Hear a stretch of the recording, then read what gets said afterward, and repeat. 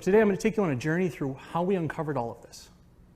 And it's going to begin with the first wearable device, the wristwatch.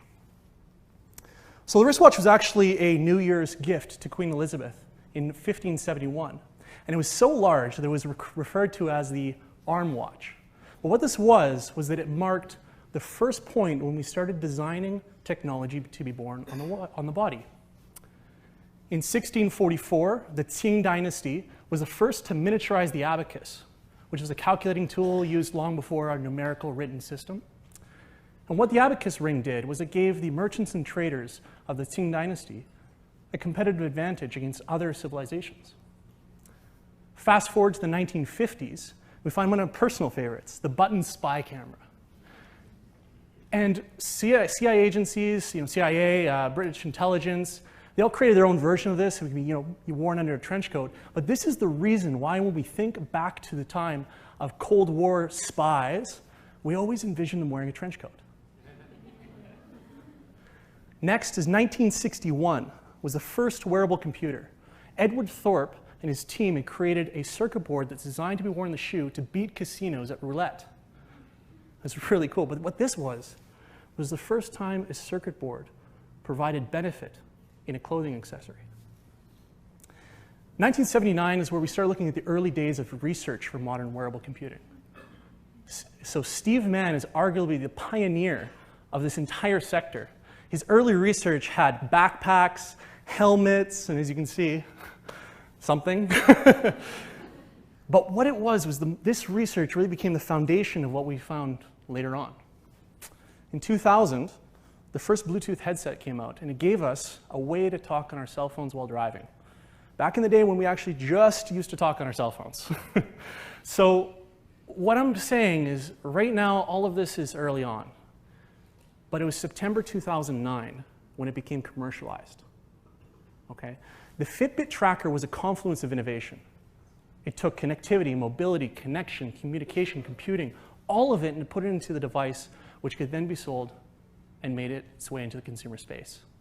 September 2009, again, was the very first point of commercialization of modern wearable computing. What's really interesting to note, if we look at the 30-year difference between Steve Mann's research and now, what that does is it shows a 30-year generational gap. And what that means is that we could be at the precipice of a mass adoption life cycle that we've never seen before in wearable computing. Now let me show you some of the data that supports this. What I have here is a chart that shows how long it took for 25% of the population in the United States to adopt a new technology. So if we look at the telephone, it took 35 years. If you look at the personal computer, it took 13 years. What this did is it showed us something called the law of accelerating returns. So what we did as a team is decided to say, let's update this. Let's put some new market research in. And we put the smartphone. Because if you look at the progression, this is all hardware as it goes along. So smartphone makes a natural projection. So we used this curve to say, where is wearable technology going to be? When you plot that down, what the law of accelerating return is telling us, that within 5.5 years, 25% of the United States will adopt wearable technology. There's three main components.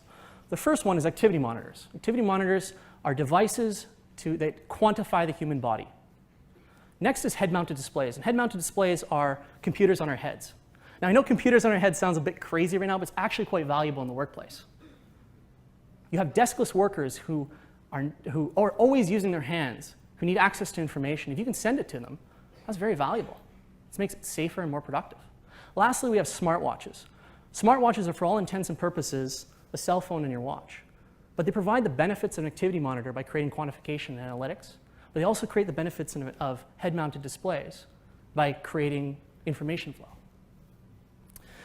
So what I'm going to show you next is why, when you uncover and go deeper into all of those, you can actually extrapolate where we're going to move forward. So this is the Gartner hype cycle. And for those of you who are not familiar with it, essentially it's visibility and maturity, how visible a particular technology is, and then how mature a technology is.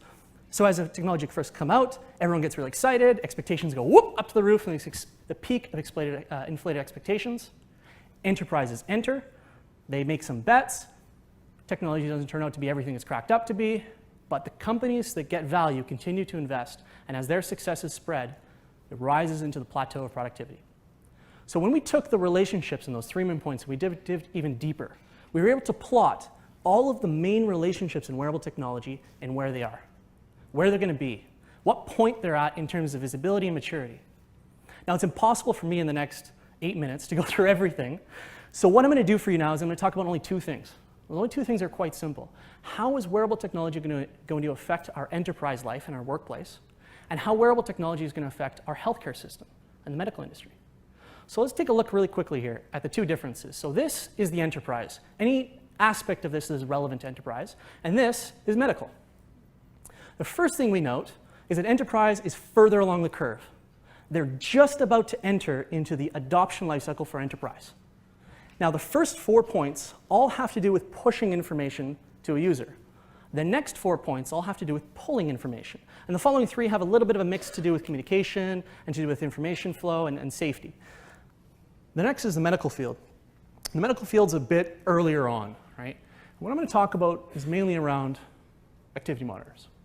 So what we see is there's a new rise of new sensors that are going to create medically relevant sensor data, medically relevant devices.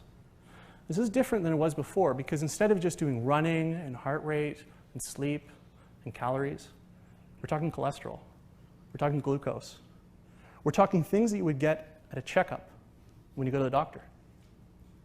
Now, what this is really fundamentally important to understand is that within the next 5 to 10 years, this could solve our medical crisis.